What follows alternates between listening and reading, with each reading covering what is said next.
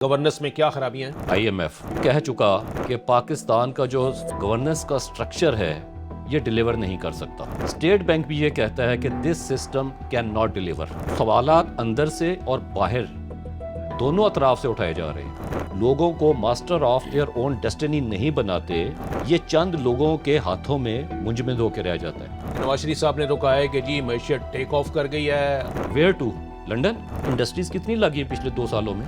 جو local investor ہے وہ وائنڈ اپ کر کے باہر جا رہا ہے. یہ وائٹ ایلیفینٹس ہیں, پیراسائٹس ہیں. اس کے لیے ایک بڑی سمپل سی بات ہے, one who gives you food also gives you thought. آپ نے لوگوں کو مزید برباد کیا. یہ کنٹراڈکشن جس دن ختم ہوگا تو پھر پاکستان آگے بڑھے گا. آپ کو فیصلہ کرنا ہے کہ آپ نے کس طرف جانا ہے. کہ یہ انتخابی نظام جو ہے یہ مکمل طور پر ان اسلامک ہے. جمہوریت ایک طرز حکومت ہے کہ جس میں بندوں کو گنا کرتے ہیں, تولا نہیں کرتے. یہ نظام اب تبدیل ہوگا. میں آپ کو بتا رہا ہوں, میں آئی پریڈکٹ یہ جو 35 سال کے بعد پٹیشن دوبارہ لگ رہی ہے, اس کا مطلب یہ ہے کہ کچھ ہونے والا ہے. بسم اللہ الرحمن الرحیم. سنو پوڈ کاسٹ میں میں ہوں محمد کامران خان اور میرے ساتھ ہیں رانا کیسر صاحب.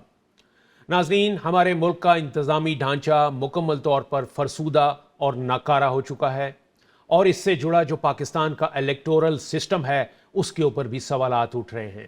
آج ہم انہی ٹاپکس کے اوپر بات کریں گے. رانا صاحب, پہلا سوال تو یہ ہے کہ گورننس میں کیا خرابیاں ہیں؟ دیکھیے, اس سے پہلے کہ ہم اپنا نقطۂ نظر پیش کریں, اپنے ناظرین کے سامنے رکھیں. جی, انٹرنیشنل جو انسٹیٹیوشنز ہیں, فائنینشیل انسٹیٹیوشنز, خاص طور پہ آئی ایم ایف کہہ چکا کہ پاکستان کا جو گورننس کا سٹرکچر ہے یہ ڈیلیور نہیں کر سکتا.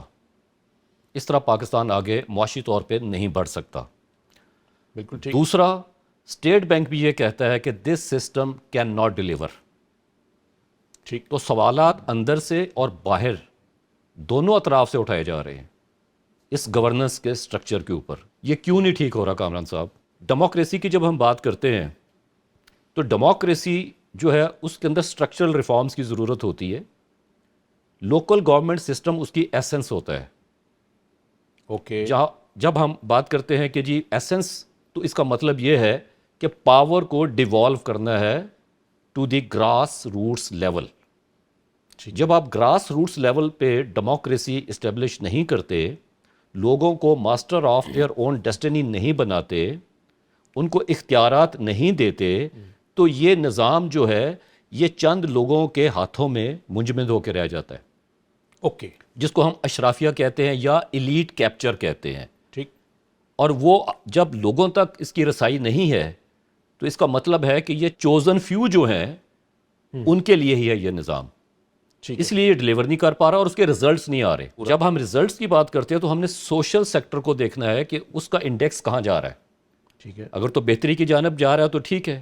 جو فگرز ہمارے سامنے رکھی جاتی ہے کامران صاحب, وہ صرف لوگوں کو بیوقوف بنانے کے لیے ہوتی ہیں, حقیقت سے ان کا کوئی تعلق نہیں. اگر حقیقت سے تعلق ہوتا تو آج ہم بیٹھے یہ بات نہ کر رہے ہوتے, اور انٹرنیشنل انسٹیٹیوشنز یا جو دوسرے ادارے کنسرنڈ ہیں اس حوالے سے وہ یہ نہ کہتے کہ پاکستان کا گورننس کا سٹرکچر جو ہے وہ ناکارہ ہو چکا ہوا ہے, یہ ڈیلیور نہیں کر پائے گا.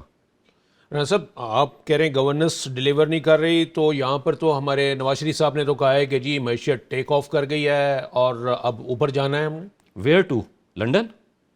ٹیک آف لندن کے لیے تو واپس آ چکے ہیں ویسے وہ نہیں, لندن. میں ویسے بات کر رہا ہوں کہ آپ نے کہا ٹیک آف کر گیا, تو اگر یہ جو ہے 777 ٹیک آف کر گیا ہے تو ویئر وڈ اٹ لینڈ؟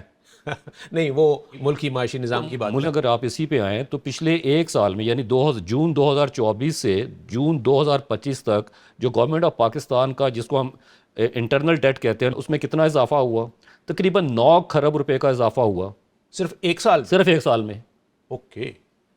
اور اس میں تقریباً 8 کھرب روپیہ جو ہے ایلوکیشن میں آپ نے ڈیٹ سروسنگ کا انٹرسٹ کی بات کر رہا ہوں, اس کے لیے ہے. ڈیٹ ریٹائر کرنے کی بات نہیں ہو رہی. تو کہاں ٹیک آف کر لیا؟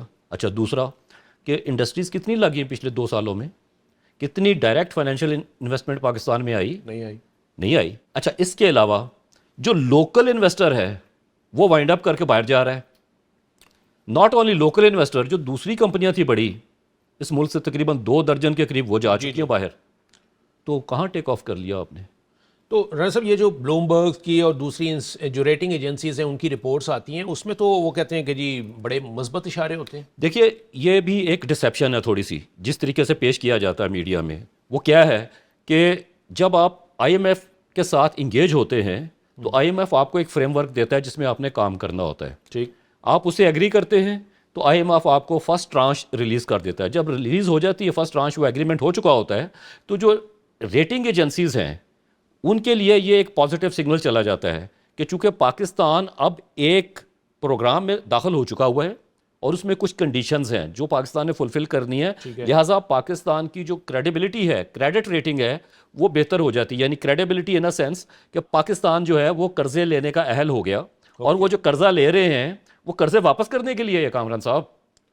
مطلب دوسرے لفظوں میں وہ کہتے ہیں کہ جی پاکستان ڈیزرونگ ہو گیا ہے، ڈیزرونگ ہو گیا، قرضہ دے دو، اس کو اور قرضہ دو تاکہ یہ قرضے واپس بھی کرے. لیکن جو گراؤنڈ سچویشن ہوتی ہے وہ تبدیل نہیں ہو رہی ہوتی. اس کی وجہ آئی ایم ایف کی جو کنڈیشنز ہوتی ہیں، فار ایگزامپل چل ہم ایک مثال لیتے ہیں اسٹیٹ اونڈ انٹرپرائزز کی. ہمیشہ ہر پروگرام کے اندر آئی ایم ایف نے کہا ہے ان سے جان چھڑائیں، یہ وائٹ ایلیفینٹس ہیں، پیراسائٹس ہیں، بالکل ٹھیک. کیوں نہیں چھڑواتے؟ کیا مجبوریاں ہیں؟ یہی وہ مجبوریاں ہیں، یہی وہ مسائل ہیں جس سے پاکستان معاشی طور پہ آگے نہیں بڑھ رہا کامران صاحب. اور یہ پولیٹیکل ول نہیں ہے یہاں پہ بیسیکلی. ٹھیک ہے رانا صاحب، یہ آئی ایم ایف کا پروگرام آپ صرف 1 سال کا فگر دے رہے ہیں، یہ تو ہم کب سے دیکھتے آ رہے ہیں، یہ کوئی 24واں 25واں پروگرام ہے شاید. اب تو لوگ شاید بھولنا بھی شروع ہو جائیں گے کہ کتنا 2 درجن سے زیادہ تک ہو چکے ہوئے ہیں. یہی اب آپ دیکھا آئی دیکھیں ایم ایف کا ہمارا کشکول ہے اور آئی ایم ایف کا اس میں جو ہے نا وہ پروگرام ہے اور اس کے اوپر مبارکبادیں بھی دی جاتی ہیں. اندازہ لگائیں، یعنی بھیک لینے پہ مبارکبادیں ہو رہی ہوتی ہیں. ٹھیک ہے، اب آپ اندازہ لگائیں کہ تقریباً 68.9 ٹریلین جو تھا 2024 میں پاکستان کا لوکل قرضے کی میں بات کر رہا ہوں وہ تھا، جو کہ ایک سال میں یعنی جون 2025 میں وہ ہو گیا 77.88 ٹریلین. یعنی اس کو اگر ہم کہیں تو شاید 77,000 ارب روپے بنیں گے. ایگزیکٹلی. اب آپ دیکھیں کہ اس ملک میں پھر وہ جو ہوتا ہے نا ایک گیمکس ہوتے ہیں پوائنٹ سکورنگ، یعنی پولیٹیکل مائلیج لینے کے لیے اپنے مخالف کو آپ نے رگڑنا ہے اس بنیاد پہ کہ جی یہ سارا تو اس کا کیا دھرا ہے. یعنی پاکستان جی رانا صاحب یہ اتنا بڑا قرضہ جو آپ بتا رہے ہیں، میں تو ادھر ہی رک گیا ہوں، یہ ہم ظاہر ہے میرے اور آپ کے اوپر بھی ہے، پوری قوم کے اوپر ہے، تو کون اس کو پورا کرے گا؟ اس کے علاوہ جو فارن ڈیٹ ہے کامران صاحب، اچھا بیرونی قرضہ، جو بیرونی قرضہ ہے وہ تو ڈالروں میں ہے.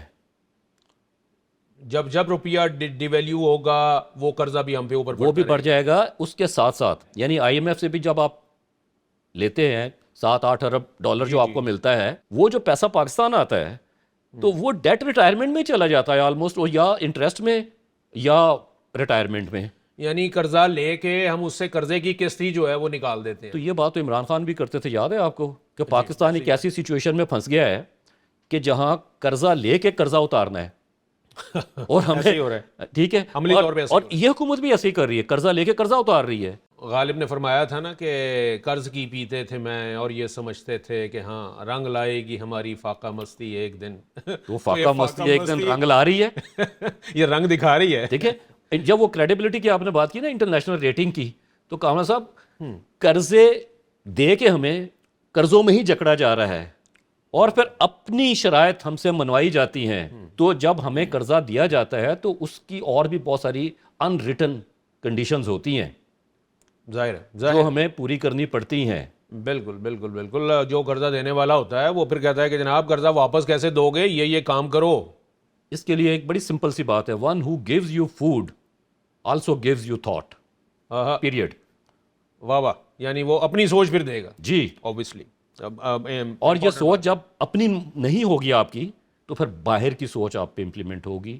اپنی سوچ ہوگی تو آپ قرضوں سے جان چھڑانے کے لیے اقدامات کریں گے، جاب کریشن کریں گے، آپ اپرچونٹیز کریٹ کریں گے، آپ انڈسٹریز کی طرف جائیں گے، اور انڈسٹریلسٹ کو، لوکل انویسٹر اور فارن انویسٹر، ان کو آپ انسینٹیوز دیں گے. آپ ان کو بھگائیں گے نہیں. لیکن ہو کیا رہا ہے، بھاگ رہے. ہمارے ہاں بے نظیر انکم سپورٹ پروگرام ہے، اس کو تو اپریشیٹ کیا جاتا ہے کہ جی یہ ایک چیز ہے جو ڈیزرونگ لوگوں میں پہنچ رہی ہے، ایک فائنینشیل اماؤنٹ ان تک. کامل صاحب چلیں میں مان لیتا ہوں کہ ڈیزرونگ لوگوں میں جا رہی ہے، چونکہ جب ریاست لوگوں کے لیے اپرچونٹیز پیدا نہیں کرے گی تو پھر اس قسم کی ایزی منی سے ہی لوگوں کا گزارا ہوگا اور لوگوں کو اس کا عادی بنا دیا جاتا ہے.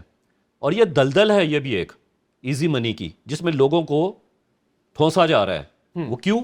میں کہتا ہوں کہ آپ نے انیشیٹ کر دیا تھا یہ پروسیس, ٹھیک ہے, گڈ, اور 2 4 6 سال کے بعد آپ کو چاہیے تھا کہ یہ پیسہ آہستہ آہستہ آپ لے کے جاتے انڈسٹریلائزیشن کی طرف, جاب کریشن کی طرف, ووکیشنل ٹریننگ کی طرف, تاکہ لوگوں میں اسکل لے کے آتے آپ. یہ نہیں کہ وہ گھر بیٹھے ان کو آپ 15-20 ہزار روپیہ جو بھی ہے وہ دیتے جائیں اور عادی ہو جائیں اس پیسے کے. یہ تو پھر ایسے ہی چلتا رہے گا, یہ تو ایسے چلتا رہے تعداد بڑھتی گا. اس سے اندازہ ہوتا ہے کہ ویژن نہیں ہے. بالکل ڈنگ ٹپاؤ اور پولیٹیکل مائلیج لو اور اپنا جو ہے ٹرمپٹ وہ چلاتے رہو کہ جی ہم نے تو دیکھو لوگوں کے لیے یہ کیا.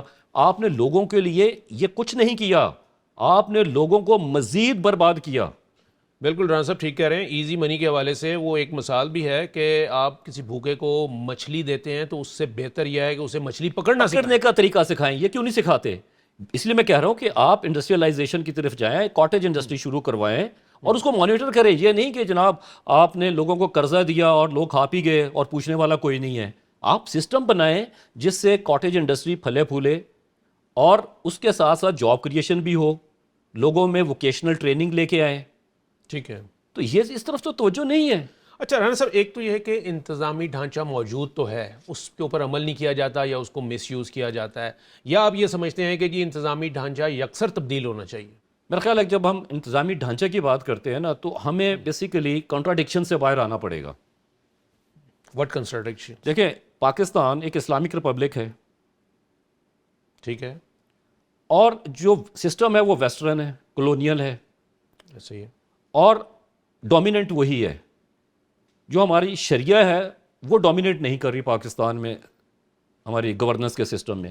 اگر اسلامک سسٹم کی اگر ہم بات کرتے ہیں بالکل صحیح کہہ تو رہے یہ کنٹراڈکشن جس دن ختم ہوگا تو پھر پاکستان آگے بڑھے گا. آپ کو فیصلہ کرنا ہے کہ آپ نے کس طرف جانا ہے, اسلامک ہیں یا نان اسلامک ہیں, درمیان میں کوئی چیز درمیان میں کوئی چیز نہیں ہے. دیکھیں, جہاں آپ کا مطلب ہوتا ہے آپ وہاں پہ اسلامائز کر لیتے ہیں, جہاں مطلب نہیں ہوتا وہ جمہوریت کی طرف جانا ہوتا ہے, دنیا کو دکھانا ہے. آپ کہتے ہیں we are a democratic country, but there is no democracy at all. بالکل ٹھیک یہ ہے, تو فساد آف ڈیموکریسی ہے. بالکل. ہمارا جو دوسرا ٹاپک تھا جس کا میں نے انٹرو میں ذکر کیا کہ وہ بھی یہی تھا کہ اسلامائزیشن کے حوالے سے ایک پٹیشن دائر ہوئی تھی فیڈرل شریعت کورٹ میں, جس میں کہا گیا تھا کہ یہ انتخابی نظام جو ہے یہ مکمل طور پر ان اسلامک ہے, غیر شرعی ہے اور یہ ڈیلیور نہیں کر سکتا.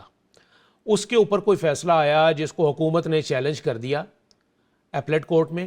اب 35 سال کے بعد یہ معاملہ جو ہے شریعت ایپلیٹ بینچ میں لگے گا 5 دسمبر کو. تو حکومت پھر اپیل میں چلی جائے گی. اور جیسے ربا والا معاملہ ہے, حکومت آلریڈی اپیل میں ہے, آلریڈی ہے, تو اس کے بعد پھر کیس فائٹ کرے گی کہ نہیں یہ ہو نہیں سکتا. تو رانا صاحب کیا الیکٹورل, چلیں اسی کے اوپر بات کرتے ہیں, الیکٹورل سسٹم میں کیا کیسے ان اسلامک ہے؟ اگر اس لیے کہ ہمارے حکیم الامت حضرت علامہ اقبال انہوں نے کہا تھا جمہوریت ایک طرز حکومت ہے کہ جس میں بندوں کو گنا کرتے ہیں تولا نہیں کرتے.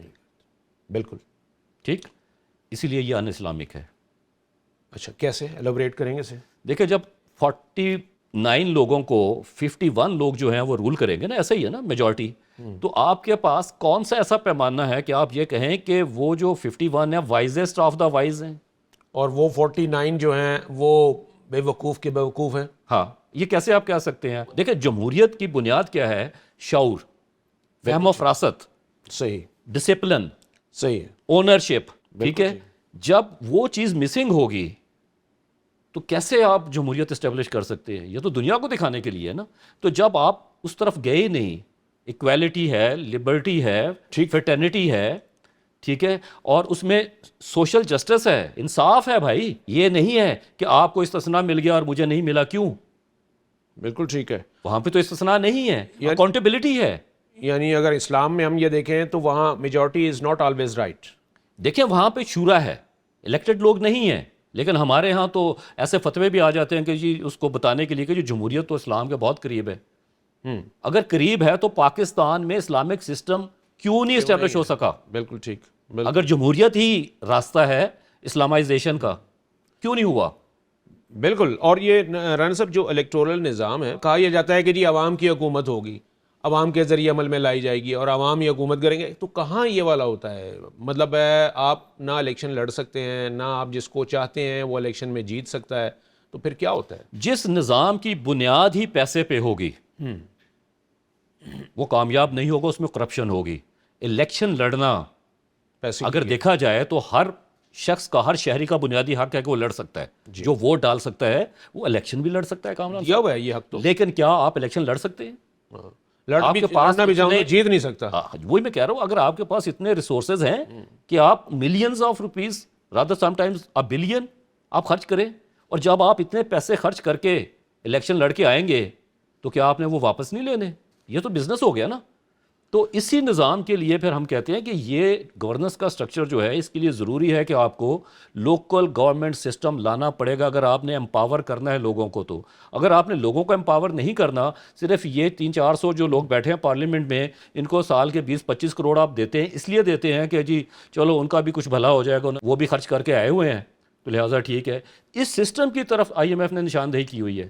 جمہوریت میں گننے والا جو عمل ہے اس کو اگر سامنے رکھیں تو پھر جمہوریت میں تو فلور کراسنگ بھی ہوتی ہے, وہاں پر ہاؤس ٹریڈنگ بھی ہوتی ہے, اور پیسے کا بھی اسی طریقے سے استعمال ہوتا ہے. تو یہ تو جو اسپرٹ ہے وہ تو غائب ہو جائے گی. پھر وہی بات ہے جو آپ کہہ رہے ہیں کہ how it is in Islamic, یعنی لوگوں کا ووٹ آپ نے لیا ایک چارٹر کے تحت, ایک مینیفیسٹو کے تحت, لیکن جب آپ پارلیمنٹ میں چلے گئے تو آپ نے پریشر میں آ کے یہ اپنے ذاتی مفاد کے لیے وداؤٹ کنسلٹنگ یور پیپل بالکل ٹھیک. کہ کیا مجھے یہ کرنا چاہیے کہ نہیں, آپ فلور کراس کر جاتے ہیں. یعنی سب سے بڑا فراڈ لوگوں کے ساتھ فلور کراسنگ ہے. سیل اینڈ پرچیز شروع. ابھی دیکھیں ووٹ ڈال دیتے ہیں اور ان کو پتا ہے کہ ووٹ ڈالنے کے بعد وہ ڈسکوالیفائی ہوں گے, استعفیٰ دے دیتے ہیں. یعنی غلطی برائی میں حصہ ڈالنے کے بعد جی. وہ کہتے ہیں کہ جی اچھا جی اب میں کیونکہ میں ڈسکوالیفائی تو ہونا ہی ہے. میں نئے سرے سے گنگا میں ابھی ریسنٹلی آپ نے دیکھا ہی ہے نا, میں کہہ رہا ہوں وائز لوگوں نے رول کرنا ہے تو اس کے لیے معاشرے میں شعور لائیں, لٹریسی لے کے آئیں, ایجوکیٹ کریں لوگوں کو, سسٹم بتائیں کہ ڈیموکریسی میں لوگوں کے رائٹس کیا ہیں اور ان کی ڈیوٹیز کیا ہیں. ٹھیک. ڈیوٹیز کی طرف تو ہم چلے جاتے ہیں لیکن جو ان کے رائٹس ہیں اس کی طرف نہیں جاتے, اور اس کے لیے ضروری ہے. دیکھیں ویسٹ میں کیا ہوتا ہے کہ وہاں بچہ جب اسکول جاتا ہے تو اس کو ایک لا ابائڈنگ رسپانسبل سٹیزن بننے کی ٹریننگ پہلے 4-5 سال میں دی جاتی ہے. ٹھیک. کتابوں کا بوجھ اس پہ نہیں لادا جاتا. جس طرح ہمارے ہاں بچہ KG میں بھی جاتا ہے تو اتنا بڑا اس کا بستہ ہو جاتا ہے. ٹھیک. وہ جو ٹریننگ ہے مورل وہ نہیں ہے, وہ دیٹ از مسنگ. سڑک پہ آپ جائیں گے تو ڈسپلن دیکھ لیجئے. اگر آپ نے کسی بھی ملک کا ڈسپلن دیکھنا ہے تو اس ملک کی سڑکیں دیکھ لیں. یہاں پہ اگر کوئی غلطی بھی کرے گا آپ اس سے منع کریں گے تو آپ کو گالی گلوچ کرے گا, آپ کو مارنے کو آئے گا. یہ ہے ہمارا نظام. بس وہی بات یاد آ رہی ہے کہ نالائکوں کے بستے بھاری ہوتے ہیں. Exactly. ہم نے وہ بھاری بستہ اٹھایا ہوا ہے اسی لیے نالائک ہیں. جو ایکچوئل لرننگ والی چیز ہے, جو اویئرنیس والی چیز ہے, اس لیے کامران صاحب یہ نظام اب تبدیل ہوگا. میں آپ کو بتا رہا ہوں, میں آئی پریڈکٹ عنقریب بہت کچھ ہوگا. یہ جو 35 سال کے بعد پٹیشن دوبارہ لگ رہی ہے اس کا مطلب یہ ہے کہ کچھ ہونے والا ہے. اگر نہ ہوا کامران صاحب, ہم نے تو گزار رہے ہیں, تو ہماری آئندہ نسلیں جو ہیں وہ ہمیں لان تان کریں گی, بد دعائیں دے گی کہ یہ جو ہمارے اجداد تھے, جو ہمارے سینئرز تھے, انہوں نے ہمارے ساتھ کیا کیا. ایسے ہی ہے, بالکل ایسے ہی ہے. اسی نوٹ پہ میں کنکلوڈ کروں گا. اور رانا صاحب ایک شعر ہے ہندی کا جو بڑا صادق آتا ہے اس موجودہ سسٹم پہ جس پہ ہم نے ابھی گفتگو کی ہے. وہ ہندی میں کہتے ہیں کہ جب تک سمے نہیں دیتا ان نیتاؤں کو مات, تاش کے وہی 52 پتے جیسے بھی دو بانٹ.